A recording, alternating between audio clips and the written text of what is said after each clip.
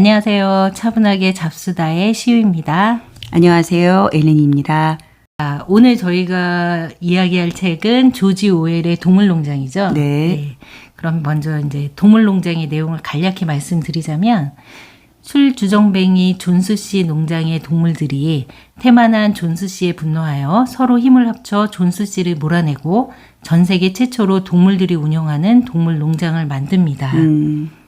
하지만 권력을 잡은 나폴레옹과 그 일당은 점점 자기들이 약속했던 규칙을 바꾸며 독재자의 모습으로 바뀌게 되는데요. 동물들은 모두를 위한 일이라는 그들의 사탕발림에 속아 계속 노동을 하고 그들의 삶은 존슨 씨가 운영하던 시기와 별반 다르지 않게 됩니다. 마지막에 나폴레옹은 사람들을 초대해 집에서 술에 취해 카드놀이를 하는데요. 그 모습을 지켜본 동물들은 누가 사람이고 누가 동물인지 구분을 못하며 이야기는 끝납니다. 그러면 요 작가는 어떤 사람인지 좀 소개 좀 해주세요. 작가는 1903년 인도에서 태어났는데 사실 영국인이고요. 1950년에 사망했습니다. 일찍 세상을 떴네요. 그렇죠. 지병이 있었던 걸로 알고 있고요. 대표적으로는 그 전체주의를 비판을 한 동물농장과 1984가 있습니다. 네네. 어떻게 이 조지 오웰에 대한 좀 야화가 있다고. 야화? 네. 야화? 야화까지는 아니고요. 네. 조지 오웰이 이제 좀 비판적인 글을 많이 썼잖아요. 네네. 그 어떤 원인이 있을 것 같아요. 조지 오웰이 이튼 학교라고 영국의 이튼 스쿨. 굉장히 귀족들이 다니는 학교를 다녔어요. 근데 형편이 그 정도는 아니었는데 다녔던 거로 알고 있는데 그 학교에서 굉장히 좀 왕따를 당했던 거로 알고 있어요. 그러니까 그러한 경험이 좀 비판적인 시각으로 사회를 보게 되지 않았나 하는 정확하진 않지만 그런 얘기를 해드릴 수 있을 것 같습니다. 네네네. 엘리는 이제 여전히 재미없으셨어요? 네. 재미없는 책인데 예전에 제가 읽었을 때도 참 재미없다 이러면서 그래도 필수 청소년 독서 책이니까 읽어야지 하고 이제 청소년 때 읽었던 생각이 나요. 지금 보면 책 참 많이 읽으셨어요. 네. 항상 책을 손에서 놓지 않으셨던 것 같아요. 근데 청소년 시기에 읽었을 때는 이제 좀 억지로 읽었다면 지금은 그래도 읽으면서 좀 그래도 역시 느끼는 게 있더라고요. 그리고 약간 무섭기도 하고요. 네. 그래서 제가 이따가도 조금 이따 한 부분을 조금 소개를 해드릴 건데 그래도 이번에는 어렸을 때 읽었던 것보다는 느낀 점이 좀 있는 그런 독서였습니다. 저는 이 책을 읽고 역시나 좀 씁쓸함을 느꼈어요. 새로운 세상을 꿈꾸면서 모두 힘을 합쳐 꿈을 이룬 듯 하잖아요. 동물들이. 하지만 또 다른 권력자 나폴레옹에 의해서 고난한 삶은 계속되는 민중의 모습을 보여주고 있죠. 거기서 이제 7계명이 나왔잖아요. 그 7계명이 뭐였죠? 제가 이제 바로 인상 깊었던 구절로 7계명을 꼽았는데 그 존슨 씨를 몰아내고 동물농장을 세우면서 동물들이 다 함께 만든 7계명이에요. 1. 두 다리로 다니는 자는 누구든지 적이다. 2. 네 다리로 다니거나 날개가 있는 자는 누구든지 친구다. 3. 어떤 동물도 옷을 입어서는 안 된다. 4. 어떤 동물도 침대에서 자면 안 된다. 5. 어떤 동물도 술을 마시면 안 된다. 6. 어떤 동물도 다른 동물을 죽이면 안 된다. 7. 모든 동물은 평등하다. 어떻게 보면 모든 동물은 평등하다. 예. 저희가 차별 없는 이런 거 학교에서 교육 받을 때도 사실 이런 거를 얘기하지 않나요? 그렇죠. 근데 이 7계명이 시간이 지나고 나서 바뀝니다. 그렇죠. 이게 이랬던 7계명 중에서 다 없어져요. 왜 없어지냐면 그쵸. 돼지들하고 나폴레옹이 다 규율을 어기고 집에서 자고 침대에서 자고 다 그랬거든요. 그러면서 자기네만 옳다. 그렇죠. 자기네가 하는 거는 규율이다. 다 없어지고 남았던 게 모든 동물은 평등하다. 그러나 어떤 동물은 다른 동물보다 더 평등하다로 바뀌게 됩니다. 이거를 보면 역시 인간은 망각의 동물이라 쉽게 잊혀지고 지배하고 지배당하는 어리석은 짓을 반복하잖아요. 결국 지배자에 의해서 같이 만들었던 그 7계명마저 철저히 잊혀지고 그렇게 되는 게 좀 씁쓸했습니다. 저는 이 부분에 이걸 한번 읽어드리고 싶은데요. 인간을 몰아내고 동물들이 스스로 농장 일을 해 나간다는 동물농장에 대한 소문이 퍼지자 그 해 내내 반란의 기운이 그 지역 일대를 휩쓸었다.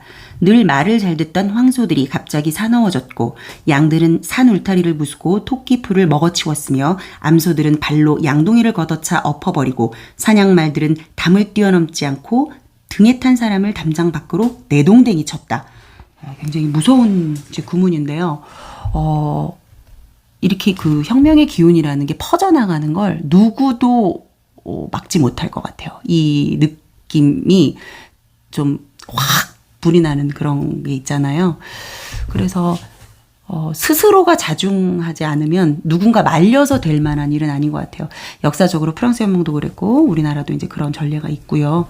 그래서 굉장히 무섭다. 무섭죠. 화난 민중만큼 무서운 게 세상에 어디 있습니까? 그게 그렇게 무서울 수밖에 없던 건 그만큼 오래 참았기 때문에 무서웠던 게 아닌가 싶어요. 그러니까 누구도 손댈 수 없을 만큼 네. 그 내부에 정말 이 비유가 맞을지 모르겠지만 그 가스가 찰대로 차서 더 이상 어떤 거로도 막을 수 없게 마지막에는 그거를 막아놓으면 폭발하잖아요. 그렇죠. 그 폭발하는 게 바로 민중 봉기가 아닌가 싶어요. 그래서 이 책에서는 그래서 봉기를 해서 정말 더 좋을 줄 알았는데 다시 그들이 지배자가 되면서 또 실수를 하게 되는 그렇죠. 그렇게 되는 거죠. 이런 걸 보면서 역사적으로나 현재 정치를 보거나 다 이제 위정자들이 조금 좀 참고해야 되는 책이 아닌가 저는 그런 생각을 합니다. 그래서 동서고금을 막론하고 항상 이 책 리뷰나 혹은 베스트셀러에 이게 오르지 않나 싶거든요. 그렇죠. 그러니까 이 책에서 비판한 게 우리가 보기에는 뭐 박정희 정권이나 그런 데서도 충분히 식겁할 수 있는 그런 내용인데 사실은 이 책은 그 공산주의, 전체주의 그런 스탈린을 사실 비유해서 쓴 글이기 때문에 미국하고 또 우리나라에서도 빨리 또 번역해서 출판이 되었다는 그런 공산주의를 좀 두려워하자. 너희도 이렇게 뭐 모두가 좋은 사회, 전체주의라는 게 그런 거잖아요. 그쵸. 모두가 하나의 어떤 이념을 향해서 이렇게 가는 그런 사회를 쫓다 보면 이렇게 될 수가 있다. 뭐 이런 식으로 해서 오히려 반겼던 책으로 알고 있어요. 그렇죠. 가장 인상에 남는 어떤 구문이랄까. 구문은 이제 아까 말씀드렸던 그 7계명이 좀 씁쓸하게 다가오면서 느꼈던 거는 그 어쨌든 반란을 일으켰던 동물들이 기억이 가물가물해져 있는 거예요. 네. 내가 그걸 왜 했지? 맞아요. 그리고 내가 끝까지 지키고자 했던 이념이 뭐였지 하는 게 이제 가물가물해지고 그나마 이제 좀 똘똘한 동물들은 공포 정치로 인해서 똘똘한 동물들은 막 다 처형되잖아요. 네, 맞아요. 그러면서 나폴레옹은 더 타락을 하고 네. 완전히 이제 전체주의의 그 어떤 위정자로서 모든 권력을 갖게 되는 그 부분이 좀 인상적이었던 거죠. 네. 자, 저 엘리는 이 책에서 조금 뭐 질문하고 싶거나 그런 게 있으셨어요? 문구나? 해주세요.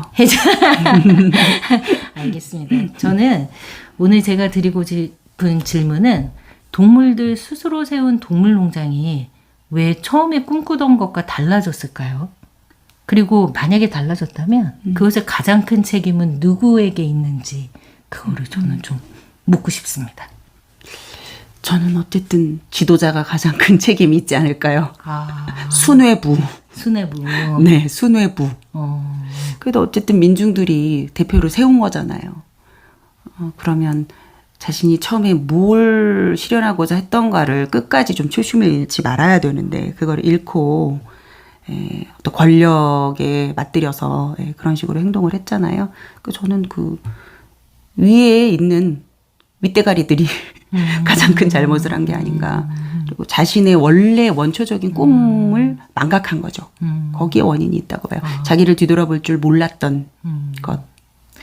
저는 그럼 조금 다른 관점에서 네네. 저는 이제 두 가지 이유를 더 생각했는데 네. 하나는 소극적인 동물들 그러니까 나폴레옹이 이제 저렇게 변해가는 걸 눈치채지 못하고 공포 정치에 눌려 눈치만 보고 목숨이 두려워서 어떤 저항도 못하는 나약한 존재가 되어버린 그 어떤 동물들한테 문제가 있을 것 같고요. 근데 저도 되게 무서워서 눈치만 보는 그런 사람 중에 하나였을 것 같아요. 그렇죠. 저기에 내가 그렇죠. 있다면. 근데 지금 우리 되게 민주화 사회잖아요. 그렇죠. 우리도 공포 정치에 있었잖아요. 네네. 예전에. 근데 누군가는 정말 들고 일어나서 그러니까 정말 대단한. 그 또 네. 수없이 젊은 청춘들이 얼마나 네, 많이 정말 죽어갔습니까. 대단한 거죠. 지금 생각하면 굉장히 감사하죠. 그렇죠.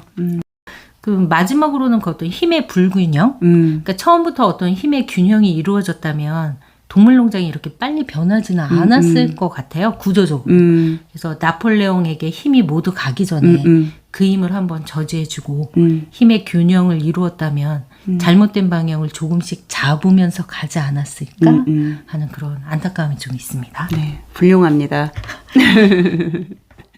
네. 네. 오늘은 리뷰 이 정도로 하면 될 것 같은데. 네네. 예. 저는 그러면 인사드리겠습니다. 네, 안녕히 계세요. 다음 주 책 뭐였죠? 다음 주 책은 엘리님이 좀 재밌어하는 책으로 하면 어떨까요? 네, 그래요. 저는요, 네. 오만과 편견을 추천하겠습니다. 제가 굉장히 좋아하는 난 재미없다. 제인 오스틴의. 알겠습니다. 오만과 네. 편견. 네, 다음 주에 뵐게요.